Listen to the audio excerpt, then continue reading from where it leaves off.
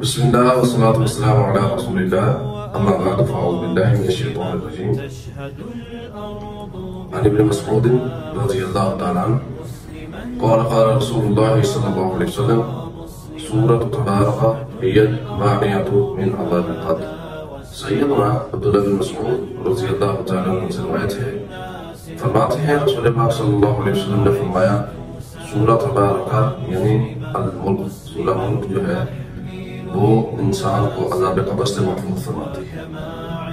اس سورت کو پڑھنے کے کئی ایک فوائد ہیں، مثلا روز قیامت کے انسان کے لیے سفارش بنے گی۔ رسول اللہ صلی اللہ علیہ وسلم کی ایک حدیث ہے، سیدنا ابو ہریرہ رضی اللہ تعالیٰ عنہ نبی ہیں، فرماتے ہیں ان سورۃ من القرآن، بلا شبہ قرآن کریم کی ایک سورت ہے، 30 آیہ، اس کی 30 آیات ہیں، شفاعت لرجل، وہ اپنے پڑھنے والے شخص کے لیے سفارش کرے گی، حتی غفر لہ، جہاں تک کہ اس کو معاف کر دیا جائے گا، وہی سورۃ تبارک الذی بیدہ الملک، اور وہ سورۃ تبارک الذی بیدہ الملک ہے، یعنی سورہ الملک ہے۔ اسی طرح دوسری ایک روایت کے اندر الفاظ موجود ہیں، ان سورۃ من کتاب اللہ عز وجل، قرآن مجید میں ایک سورت ہے اللہ تعالیٰ کی کتاب میں، 30 آیہ، جس کی 30 آیات ہیں، شفاعت لرجل،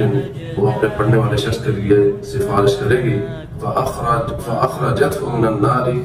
اس کو جہنم سے نکال دیا جائے گا،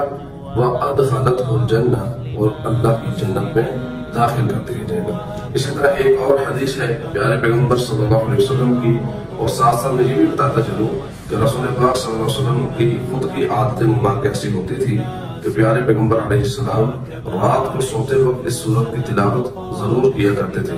حدیث کے الفاظ پر آپ غور کیجئے، ان النبی صلی اللہ علیہ وسلم کان لا ینام حتی یقرأ، پیارے پیغمبر صلی اللہ علیہ وسلم یہاں تب تک سوتے نہیں تھے جب تک پیارے پیغمبر یہ پڑھ نہ لیں الف لام میم تنزیل، یعنی الف لام میم تنزیل والی سورت، تبارک الذی بیدہ الملک، اور سورہ الملک یعنی تبارک الذی بیدہ الملک، یہ دو سورتیں پڑھے بغیر پیارے پیغمبر سوتے نہیں تھے۔ اسی طرح ایک اور حدیث کے الفاظ ہیں، نبی کریم صلی اللہ علیہ وسلم فرماتے ہیں